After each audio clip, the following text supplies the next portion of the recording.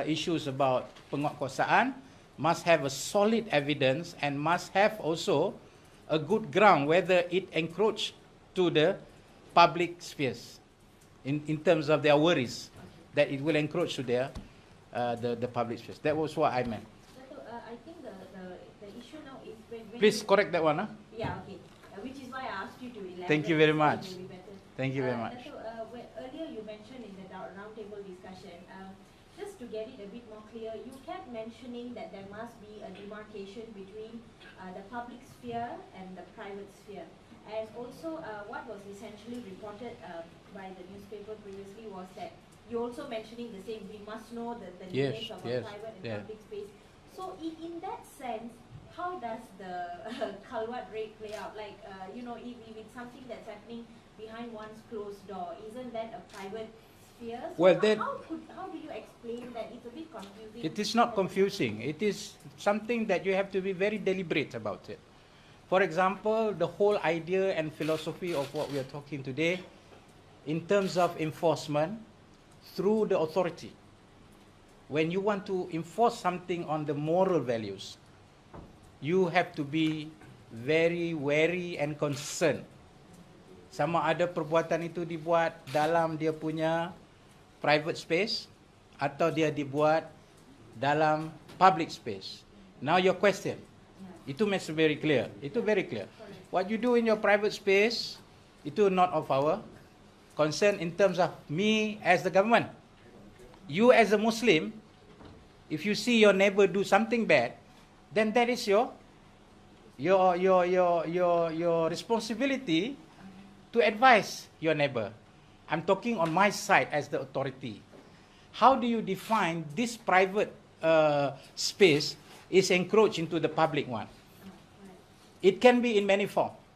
If you are living in a taman, then you have one house which for so many consistent times seen to be committing something wrong. The neighbor don't feel good about it. And the whole community don't feel good about it because it encroaches into their children, their family, in terms of that little house that they saw as their neighbor is doing something wrong. Okay? So they go to the officers and make complaints. And when they do that, that's this SOP that comes in. Dia kena check tengok betul ke atau this guy is just dia seorang saja. Orang lain tak ada hal pun ataupun dia seorang saja nak menimbulkan masalah, padahal tak ada pun. So these are the question yang kita tak boleh take things easy. And this is what it means. Okay? But if you do it in your private home, which is to my standard is wrong, tapi no complaint and orang tak bising ke apa, there's nothing wrong with my jurisdiction there. So basically, Dato', to put it clearly, me as a person of faith. And I'm talking about a Muslim, eh? Correct. Like me as a Muslim, I am not, but for the situation that you gave, when I see something is wrong, me as a Muslim, I bring it to the attention of the authorities. No, that's not the final result. Yeah, but that's not the final result. You have to give advice first. Tell to you whatever you see that is wrong. Say this is not good. You are doing something wrong. And if you have already used up all the effort on your personal side, and you think that if this continues, will encroach into the public space, then only you come and talk to us. And we don't just go and say, okay, let's go. There are some certain issues that we have to check. And this is the thing that we are improving it so that it doesn't really open a floodgate for any enforcement officer to do with their whips and their wands just because someone come and give complaint. Now, this is what we are trying to do here. Could you elaborate what is the current SOP you use when it comes to this kind of matter? Because you mentioned in the roundtable discussion that these things are not marked so when we have to yes, improve it. So definitely. Can you tell us what is the current SOP? The current SOP on the whole, if I can recall, for Jawi, which is in Wilayah Persekutuan, which is under me, other states I don't have any authority to talk about. For Jawi, for example, they start off with the SOP, you have to have a complaint. It's here and very long. Okay. You would like to read it later if you want to spend your time reading it. But I will just give a very, conclusive one. The idea is any report that comes to the authority must first be investigated. Hang on, I've not finished yet the SOP. Must be investigated. When it is being investigated, they will have to have a warrant before they can knock on the door. After all that has been fully and thoroughly investigated, where there is something going on there. You have to have a warrant before you can come in. And there is also the standard of operation on how do you carry out that duty. Minta nama, minta IC. And issue ceroboh masuk, tendang pintu, pecah pintu, itu is not in the SOP. The SOP. It has never been there all this while. If it was, then it is miscarriage of duty. That is my concern. But as far as this is concerned, as far as the SOP is concerned, nothing is stated that you can do at your whips and wands, because all these have been regulated and has a source of authority, especially a warrant to come in and inspect, just like any other. And you do not do it just by your penguat kuasa agama. The police have to come together. And in order to get that, it's not easy. So this is how it is being carried out. So you can read this piece later, and it's a long one. We are trying to improve that technicality. Sorry, lagi dua soalan sebab Datuk ada program lain sebentar ni. Yes. No, I'll give you that. Okay, Razak, I'll give you later. Going back to public and private spaces, so a lot of the Khalwat raids are being carried out in hotel rooms, which some may argue is like a private space.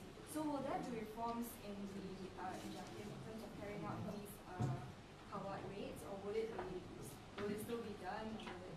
I have just mentioned just now, the issue is to improve the SOP.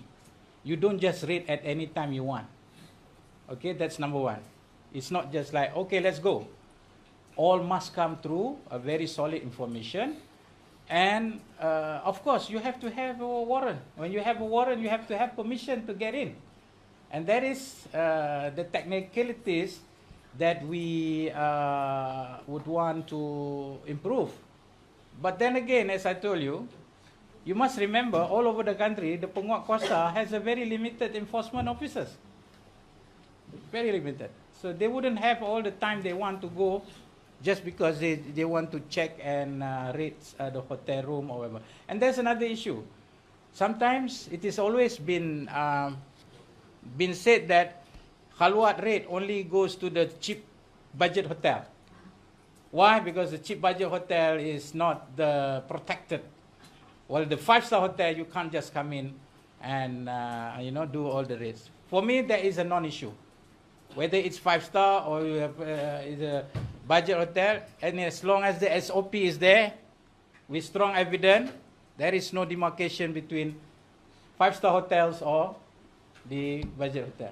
But would you not consider like being in a hotel room as a private space? Again, it's not my decision to say that it's private. I consider that private.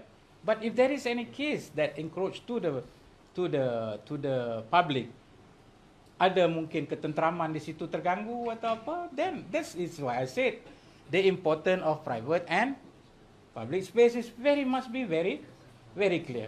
On the debate whether hotel is a private or not, it's not the issue. This is very clear. Private, we don't go.